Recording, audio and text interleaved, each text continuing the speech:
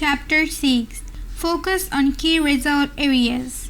When every physical and mental resource is focused, one's power to solve a problem multiplies tremendously. Norman Vincent Peale. Why am I on the payroll? This is one of the most important questions you ever ask and answer over and over again throughout your career. As it happens, most people are not sure exactly why they are on the payroll. But if you are not crystal clear about why you are on the payroll and what result you have been hired to accomplish, it is very hard for you to perform at your best and get paid more and promoted faster. In its simplest terms, the answer is that you have been hired to get specific results. A wage or a salary is a payment for a specific quality and quantity of work that can be combined with the work of others to create a product or service that customers are willing to pay for. Each job can be broken down into about 5 to 7 key result areas, seldom more. These are the results that you absolutely, positively have to get to fulfill your responsibilities and make your maximum contribution to your organization. Key result areas are similar to the vital functions of the body, such as those indicated by blood pressure, heart rate, respiratory rate, and brainwave activity. An absence of any one of these vital functions leads to the death of the organism. By the same token, your failure to perform in a critical result area of your work can lead to the end of your job as well. For example, the key result areas of management are planning, organizing, staffing, delegating, supervising, measuring, and reporting. These are the areas in which a manager must get results to succeed in his or her area of responsibility. You must have essential knowledge and skills for your job. These demands are constantly changing. You have developed core competencies that make it possible for you to do your job in the first place. But key results are central to your work and determine your success or failure in your job. A key result area is something you must achieve to succeed at your job. It is a task area for which you are completely responsible. If you don't do it, it will not be done by someone else. A key result area is an activity that is under your control. It is an output to your work that becomes an input or a contributing factor to the work of others. The starting point of high performance is for you to first identify the key result areas of your work. Discuss them with your boss. Make a list of your output responsibilities and make sure that the people above you on the same level as you and below you are in agreement with it. For example, for a salesperson, prospecting and opening new accounts is a key result area. This activity is the key to the entire sales process. Closing a sale is another key result area.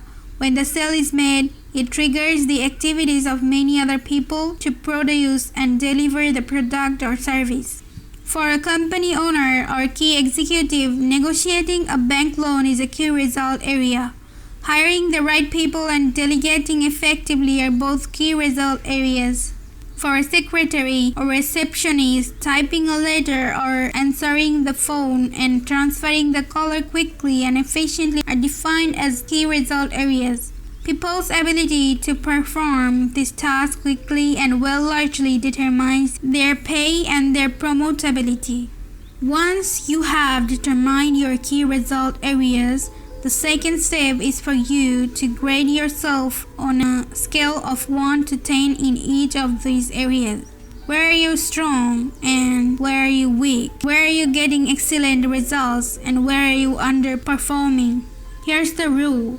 Your weakest key result area sets the height at which you can use all your other skills and abilities. This rule says that you could be exceptional in 6 out of 7 key result areas but really poor in the 7th. And your poor performance in the 7th area will hold you back and determine how much you achieve with all your other skills. This weakness will act as a drag on your effectiveness and be a constant source of friction and frustration. For example, Delegating is a key result area for a manager. This skill is the key leverage point that enables a manager to manage, to get results through others. A manager who cannot delegate properly is held back from using all of his or her other skills at their maximum level of effectiveness.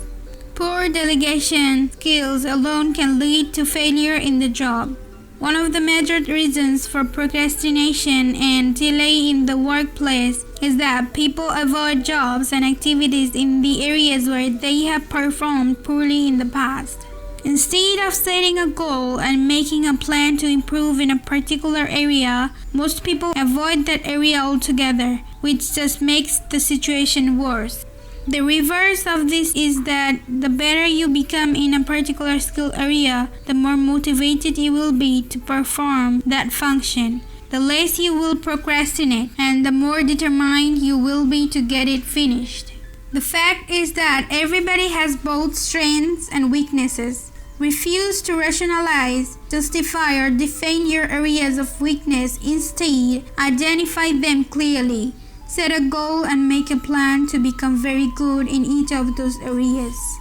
Just think, you may be only one critical skill away from top performance at your job. Here is one of the greatest questions you will ever ask and answer. What one skill, if I developed and did it in an excellent fashion, would have the greatest positive impact on my career? You should use this question to guide your career for the rest of your life. Look into yourself for the answer. You probably know what it is. Ask your boss this question. Ask your coworkers. Ask your friends and your family. Whatever the answer is, find out and then go to work to bring up your performance in this area. The good news is that all business skills are learnable. If anyone else is excellent in a particular key result area, this is proof that you can become excellent as well if you decide to. One of the fastest and best ways to stop procrastinating and get more things done faster is for you to become absolutely excellent in your key result areas. This can be as important as anything else you do in your life or your career. Note: identify the key result areas of your work. What are they? Write down the key results you have to achieve to do your job in an excellent fashion. Give yourself a grade from 1 to 10 on each one. And then determine the one key skill that if you did it in an excellent manner would help you the most in your work. Take this list to your boss and discuss it with him or her. Invite honest feedback and appraisal. You can only get better when you are open to the constructive inputs of other people. Discuss your results with your staff and co-workers. Talk them over with your spouse. Make a habit of doing these analyses regularly for the rest of your career. Never stop improving. This decision alone can change your life.